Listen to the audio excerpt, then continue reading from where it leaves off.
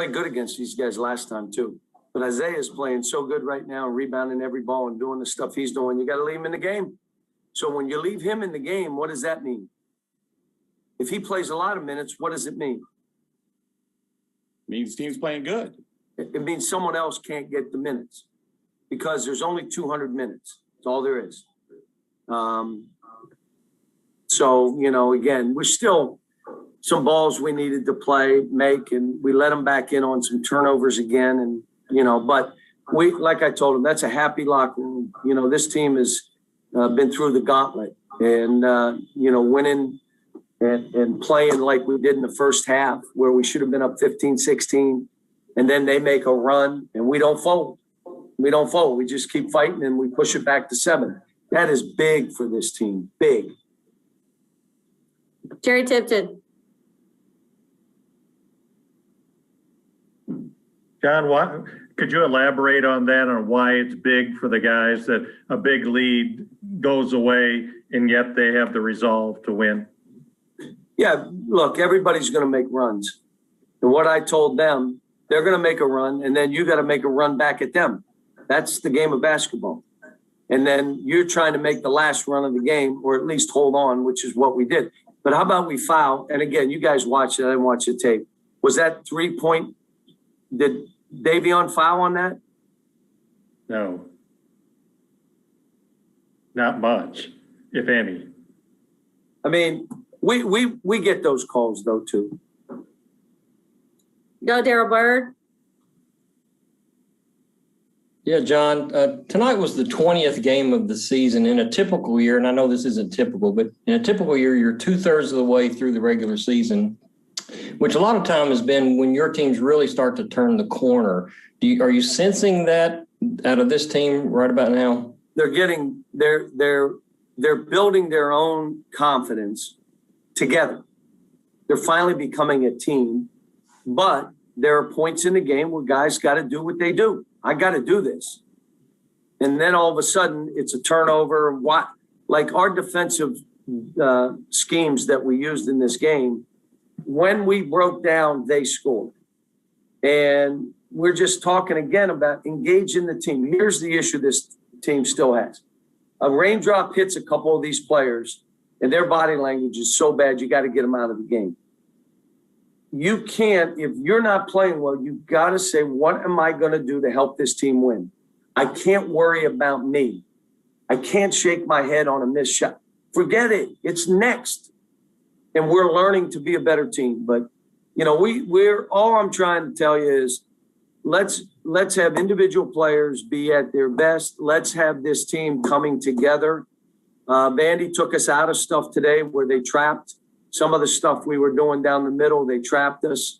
We'll be better next time we see it, but, you know, it's hard to talk guys through. But, again, we had turnovers again. You know, Davion threw a ball long. Like, why'd you do that? We didn't need the play. We have the ball. Another one where there's a loose ball, and instead of picking it up, he tries to advance it, and they get the ball, and then all of a sudden it's like anybody's ball game.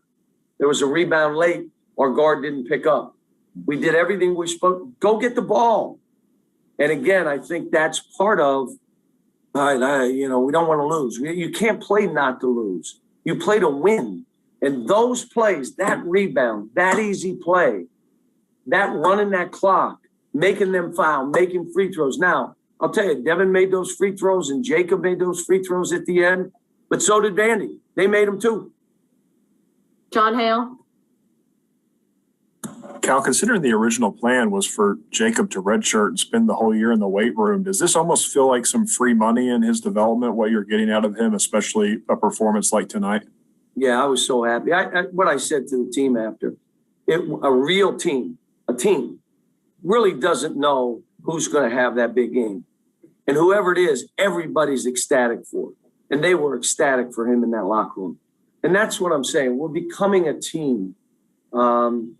Instead of doing what I want to do, what does this team need me to do? And Jacob went in, looked good. We were able to put him on the point guard, which meant we could switch him to the big guy. And you're right. It's for Jacob. This is found money. This is money he found in the couch. nice bit of change you picked up. Kyle Tucker,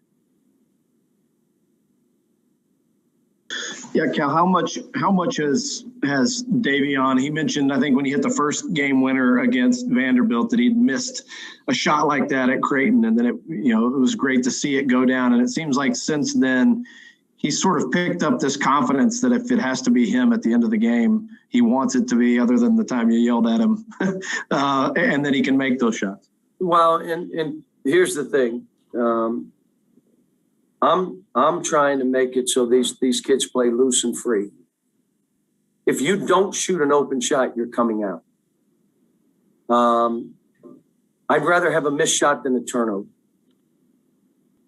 If you're guarded, don't shoot it. Pass it to somebody else. We had, again, today, 17 assists. Think about it. Do you understand it was only a month ago we were having 5 assists and no one would pass it to anybody, and they all look bad. We couldn't score 55 points. So and I'm also, what I said, we have some other guys that aren't throwing daggers. They're going over. And they're all big plays. And I'm saying a guy that throws daggers is not afraid to miss the game winner. He's not afraid to miss the shot that can change the game, because he's not thinking in those terms. He's thinking, if I miss it, I can't believe it. Giving me it again, and I'm taking it again. But I'll tell you, it takes a confident person, a mentally tough person, to be able to do that. So, and again, those free throws that those guys make, those were daggers now. Those were daggers too. John Clay, John, you mentioned defensive scheme earlier. You held Pippen without a point in the first half. What were you doing, and how effective do you think you were against him?